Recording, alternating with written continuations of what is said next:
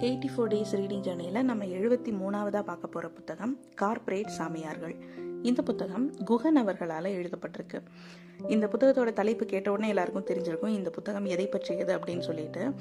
நம்ம நாட்டில் இல்லை நம்ம ஊரில் இல்லைன்னா இந்த உலகத்திலேயே அதிகமாக காசு சம்பாதிக்கிற ஒரு தொழில் அப்படின்னு பார்த்தா இந்த சாமியார் தொழில் தான். இது என்னோட பர்சனல் ஒப்பீனியன். ஏன்னா நிறைய இடங்கள்ல சாமியார்கள் தான் நிறைய காசு சம்பாதிக்கிறாங்க. அது நம்ம கண்ணு முன்னாடி இருக்கிற அத்தனை சாமியார்களுமே அதுக்கு ஒரு பெரிய சாட்சி. இதை சொல்லும்போது இங்க சாமியார் அப்படின்னா யாரு, ஃபர்ஸ்ட் இந்த சாமியார் அப்படின்றதுக்கான டெஃபினிஷன் என்னவா இருந்தது அப்படின்னு நம்ம பார்க்கணும். அது எல்லாத்தையும் துறந்து எதுவுமே தனக்கு வேண்டாம், எதுவுமே தனக்கு ஆசை இல்லை, தன்னோட ஆசைகள் எல்லாமே நான் துறந்துட்டேன் அப்படின்னு சொல்றவங்க தான் சாமியார்களா இருந்தாங்க. ஆனா இப்ப இருக்கிற சாமியார்கள் எல்லாருமே எல்லாத்துக்குமே ஆசைப்படு, நீ சொந்தமா ஃப்ளைட் வச்சுக்கணும்னு ஆசைப்படு, இல்லை நான் அதுக்கு ஆசைப்படுறேன் அப்படின்னு ஒரு முன்மாதிரியா பணத்திலேயே புரள்றவங்க தான் இப்ப சாமியார்களா இருக்காங்க. எளிமை அப்படின்றது இந்த சாமியார்களுக்கு இல்லை. இன்னும் சொல்ல போனா இந்த சாமியார்கள் அப்படின்னு எடுத்துக்கிட்டாலே அவங்க யாரா இருக்காங்க அப்படின்னு பார்த்தா மக்களை டக்குன்னு ஏமாத்துற ஒரு இடத்துக்கு கூட்டிட்டு போயிடுறாங்க. ஏன்னா நிறைய பேருக்கு நிறைய சாமியார்கள் மேல நம்பிக்கை இருக்கலாம், அது அவங்களோட பர்சனல் ஒப்பீனியன்.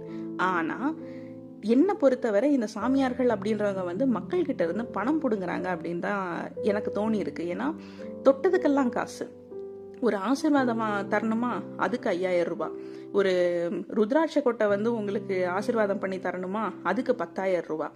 ஒரு நேரடி தரிசனம் வேணுமா, அதுக்கு 1,00,000 ரூபாய். இந்த பூஜை பண்ணணுமா, அதுக்கு 2,00,000 ரூபாய். இந்த மாதிரி காசு மட்டுமே சம்பாதிக்கிறதுக்குன்னு ஒரு தொழில் பண்ற மாதிரி நான் பார்த்துருக்கேன் நிறைய சாமியார்களை. அவங்கள பத்தி நிறைய நியூஸும் வருது. இன்னும் சொல்ல போனா சர்ச்சையில சிக்கின சாமியார்கள் தான் ரொம்ப அதிகம்.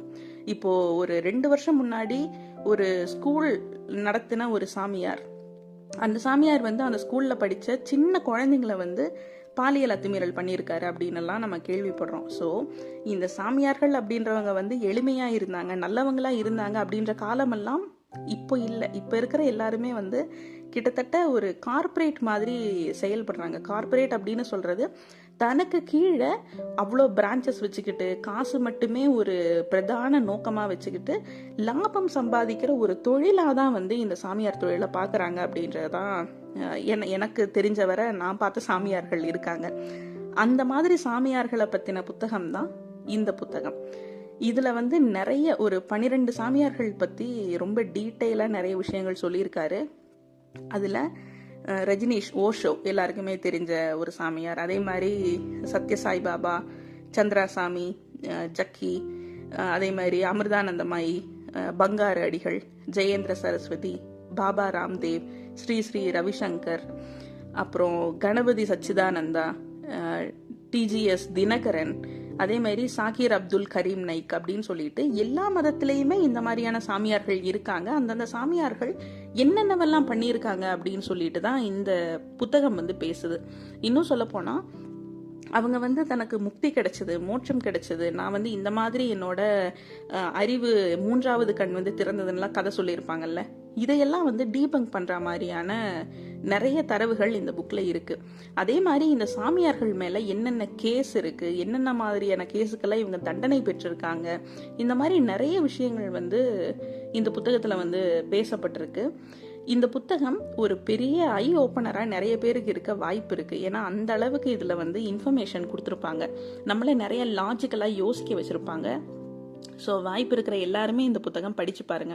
நீங்க இந்த புத்தகம் படிக்கிறதுக்கான லிங்க் நான் உங்களுக்கு டிஸ்கிரிப்ஷன்ல கொடுக்குறேன்.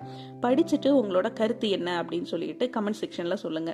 இந்த மாதிரி போலி சாமியார்கள் கிட்ட உங்களுக்கு ஏதாவது அனுபவங்கள் இருந்தா அதையும் நீங்க பகிர்ந்துக்கலாம். ஏன்னா இந்த மாதிரி ஆட்களை நம்ம யாராவது ஒரு முறையாவது பார்த்துருக்க வாய்ப்பு இருக்கு.